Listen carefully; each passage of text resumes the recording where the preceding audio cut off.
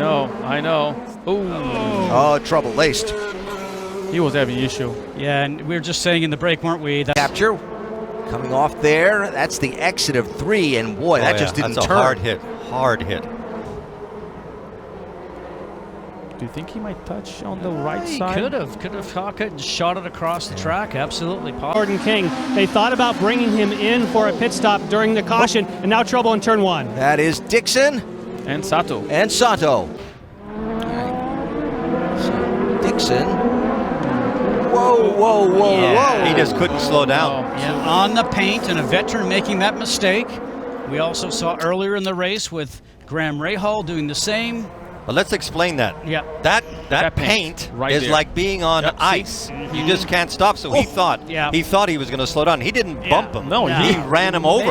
And you just To right with Wickens. Here they come as the pace car heads to pit road. Green flag, 2 laps to go. Rossi's close enough. Looking, turn 1. He slides, there's contact. Wickens spins. Bourdais goes through. Sebastian Bourdais is leading with Graham Rahal behind him. Wickens did not get the drive off of and he didn't do the same style restart previously. So now he looks in his mirror, sees Rossi come on the inside. Perfect line here, but Rossi's already sliding. We talked about less downforce in the car, and just hits the back end of Wickens. Yeah. See, he didn't have this run on him last time. He had no choice. He had to go for that. Wickens. He had no choice. This is where he starts to slide. Yeah, fans love it. Listen. What a great race. Start by Will Power. He lost positions. Pagano coming up the outside. Preferred braking line, but Will wants it back. Here come teammate on teammate. Power on the inside. Pagano got hit by Rahal. Rahal into the back of Pagano. Pagano with a perfect 360, but you have to think there's damage to the back of the 22 car. Avoidable and evasive action, I should say. This is real time. Look to the left. Hard hit. Chrome horn and a hard hit right on the nose. Watch the nose of the car here. Okay, one inside. And I can't emphasize the angle. Be right on the back tail. Whoa! He got hit. He was hit.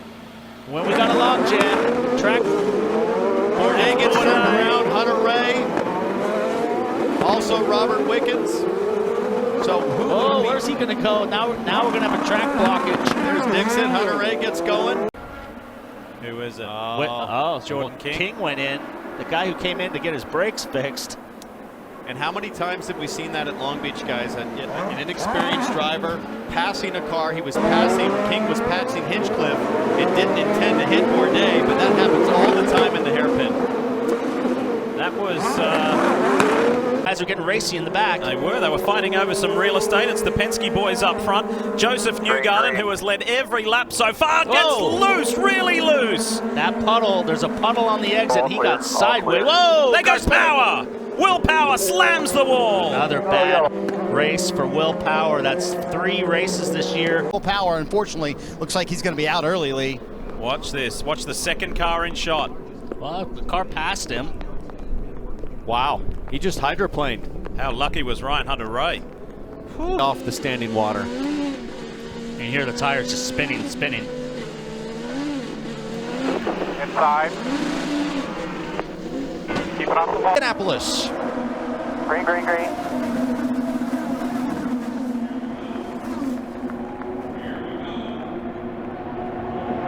Pagano in the neon car with a move. The squeeze into the corner. And Pagano's around.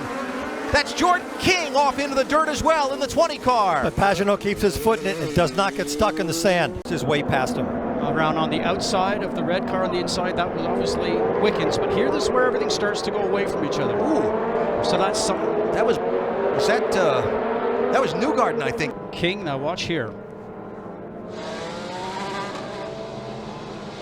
Oh, there you go. Jordan King into the back of Pagano. Now here's a look at the second incident at the chicane. So he's just run out of room, goes over the chicane, in the air, lands, and has no control. My goodness. Yeah, turns 5 There's and Takuma 6. Sato right there. These things don't steer very well when you're up in the air. Yeah, steering gets light, doesn't it? I mean, that could have been a lot worse. You know, in that instance there, he probably should have just tried to avoid the curb and go around the outside, but you try not to do that, Eddie, because you know that you incur... All right, here's what happened. It was just a question of time when that was going to happen. You can't be running that much slower than anybody else. It's the car. Watch from Takuma Sato.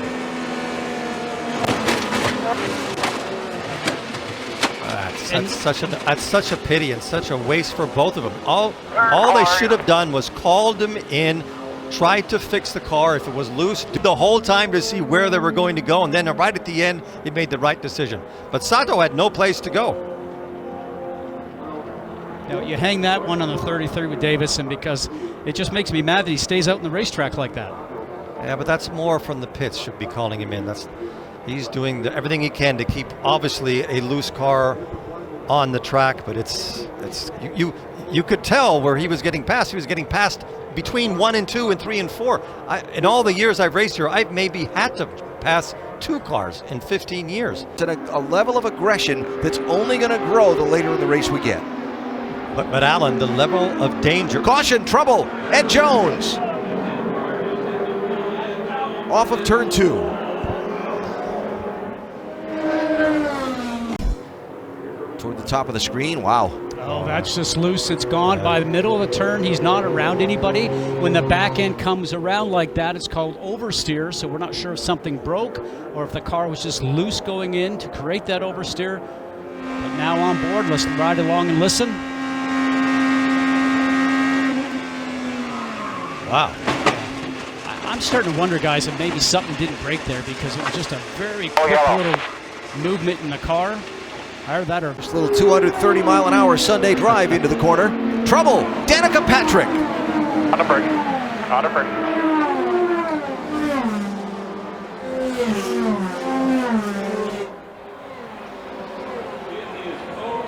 And that will be how her driving career in Indianapolis ends. Top right. Very similar to Ed Jones. In the middle of the turn, the back end starts to come around. I thought that she was dealing with a car that was very neutral, too positive on the front. When we watched her earlier in the race, that means it's very difficult to turn into the turn because the back end wants to swap ends. Not sure if that's the case there, but looks very similar, as you mentioned, Eddie, to Ed Jones.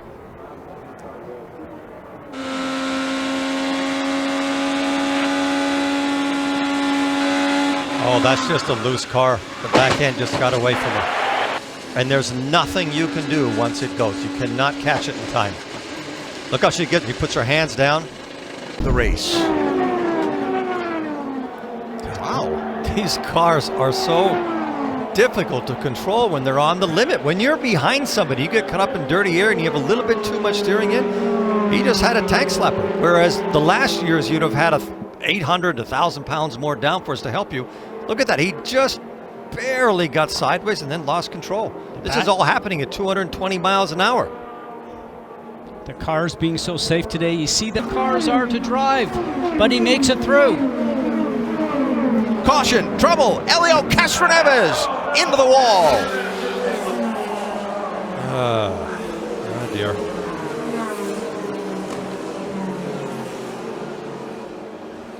For the yellow car. Wow. Same thing. That's the same thing we've been seeing all day. Ryan Hunter-Reay directly behind him, and Alexander Rossi made some brilliant moves not to get close. Right along now and listen.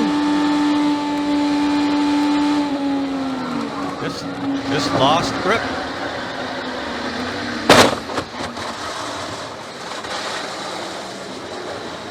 So difficult as a driver because you know you're backwards and you're about ready to hit something. You just sit and wait. Irrespective by how you started this race, now you know it's the time to stop because you want to get to the end before a caution. And here look it at is. that. Ram Rahal has hit the wall. I'm sorry, boys. I have no clue what happened. Snap. High-speed section. He's out of the turn. Over the bumps. Oh, the tire caved on the left rear. Did you see that? That was very interesting. Did getting that right front so far up on the curbing just kick the car like that? Yeah, I think his right front tire.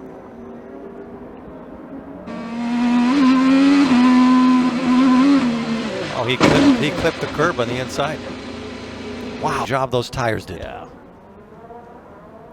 It's still a tremendous impact, though. That's 170 miles an hour, guys. That is a ride. So did Ferrucci slow down quicker than Kimball was expecting, or was Kimball just trying to get and make it out, try to outbrake him on the outside? Well, Ferrucci was in the middle, sort of defending his line. Maybe his car was just so big. That's no excuse to hit somebody. Wow, just bizarre. It's like he wasn't expecting to see the two-seater there. Trying to stay ahead of Scott Dixon here. Wickens is gone. So too Ed Carpenter. Oh, that's a hard crash for Ed. Right on the attenuator. He got in the inside of Ed, and he wasn't all the way in there, and Ed was on the bottom of the track. And he's not jumping out real quick either, is he? So he's coming down the inside right here. And Ed's turning in, and he's not all the way in there. And they touch, and now watch these cars, just both of them equally hit the outside wall dead square on the gearbox. Luckily, Carpenter cushioned the blow for Wickens. Well, I don't know if it was lucky for Ed. It was lucky for Wickens. But look how low Wickens gets, though, down on the apron.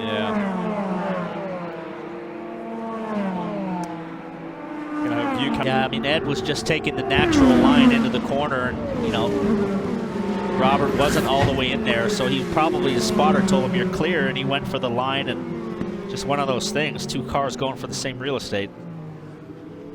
Up in the gray, coming around three cars, and then he just gets to the exit, and Will starts coming up the track, and they run out of space. Well, Power's behind Hunter Ray, and Power gets the big wash to the front end coming up. Look at this second hit right here when the car of Will Powers, it slammed the wall hard after they come through the dogleg here. Watch this, guys.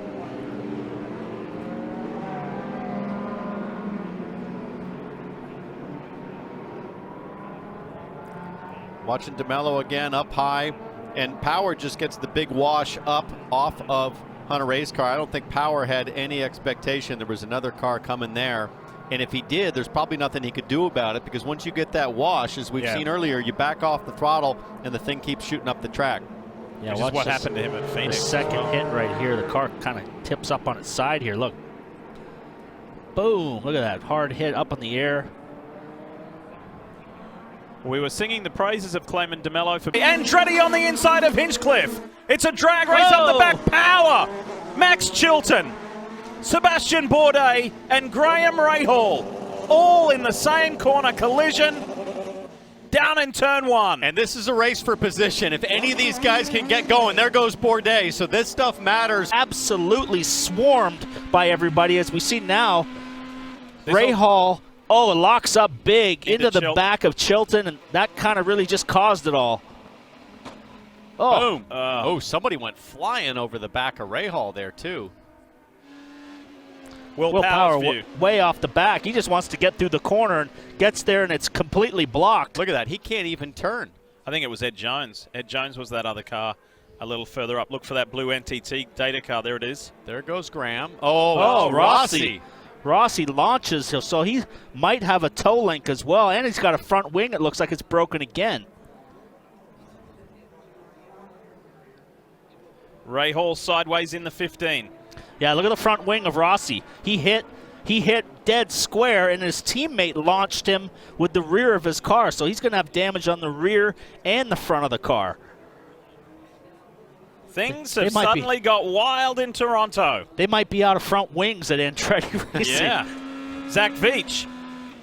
Watch this. Slick. Great start, Alexander Rossi. He's already up to second. Here comes Hunter Ray in the yellow car.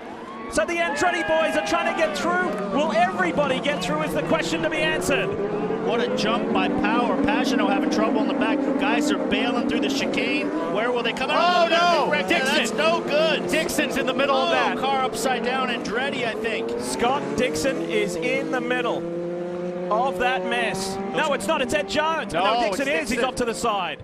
Oh, no. That car that came, I think, filing out of the chicane where he took the bail off, caused that a stack up on everybody. The ability to continue. You see several cars take the exit. Dixon's on the outside in the back there, nowhere to go. Oh. Andretti went right over the top of James Hinchcliffe. I want to see how this started, Paul. Yeah, I think Hinchcliffe lost it in front of the field. He got loose coming out of that kink and lost it, and then everybody just piled right into the back of him. It's single lane as you come out. But look at this. Here's an in-car. We'll get a good view here. On board Dixon. Comes out on the power.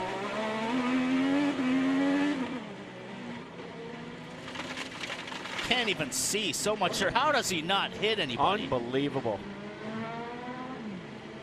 Still curious what kicked this off. This is Hinchcliffe, and we think this is the car that went sideways that was the catalyst for Still it. out there. All right, you're clear through.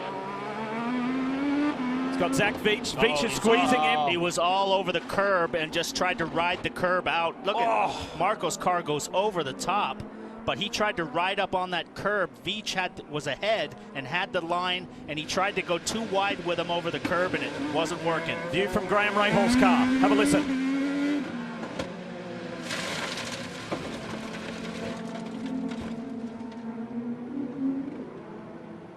Oh, wow. In the middle of an Arizona sandstorm like. Watch Andretti. Backwards and up and over. He was flying flat, and then his